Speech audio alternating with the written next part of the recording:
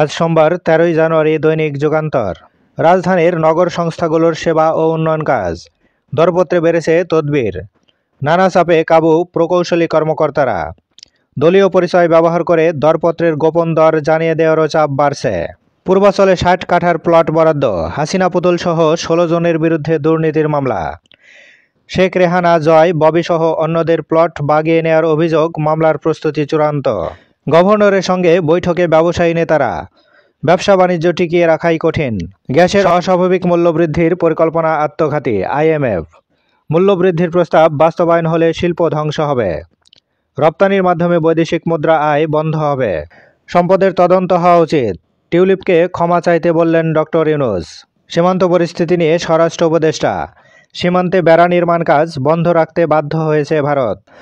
জাতীয় ও স্থানীয় নির্বাচন একসঙ্গে করা অসম্ভব, ইসি। ইইউ রাষ্ট্রদূতকে বিএনপি, এবছরই জাতীয় নির্বাচন করা জরুরি। সশস্ত্র বাহিনীর ম্যাজিস্ট্রেসি ক্ষমতা 60 দিন বাড়ল। মোবাইল ফোন ও ইন্টারনেট সেবা, ভ্যাট না কমালে এনবিআর ঘেরাও। এবার শেষের পাতা, ভ্যাট বাড়লেও মানুষের ওপর তেমন প্রভাব পড়বে না, প্রেস সচিব।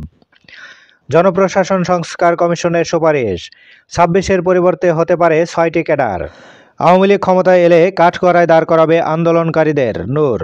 তাড়াইলে বিএনপির 2 গ্রুপের সংঘর্ষ, নির্বাচিত হওয়ার পরদিনই নিহত ইউনিয়ন সভাপতি। শাহজালালে নাজুক নিরাপত্তা ব্যবস্থা, অ্যাভিয়েশন সিকিউরিটির কাছে নাজেহাল প্রবাসীরা। সিপিডির অনুষ্ঠানে শ্রম সংস্কার কমিশনের প্রধান, মজুরির মানদণ্ড নেই 6 কোটি শ্রমিকের। চ্যাম্পিয়ন ট্রফির দলে নেই লিটন শরীফুল। আগামী নির্বাচনকে এ যাবৎকালে সেরা করতে চাই প্রধান উপদেষ্টা। অডিট কর্মকর্তা মুজিবুরের মুক্তিযোদ্ধা প্রত্যয়নপত্র জাল। বাংলাদেশের নির্বাচন, সহযোগিতার প্রশ্নে যুক্তরাষ্ট্রের সঙ্গে ভারতের বৈঠক। নারায়ণগঞ্জে অভ্যন্তরীণ কন্টেইনার টার্মিনাল নির্মাণ, সন্দেহজনক ব্যয় প্রস্তাবে অনুমোদন মেলেনি। পর্যালোচনার নির্দেশ, পানগাঁয়ের আগেই এটি করা উচিত ছিল বলে মনে করছে একনেক। বইমেলায় স্টল বরাদ্দ, সুবিচার চেয়ে 10 দাবি জানালেন প্রকাশকরা।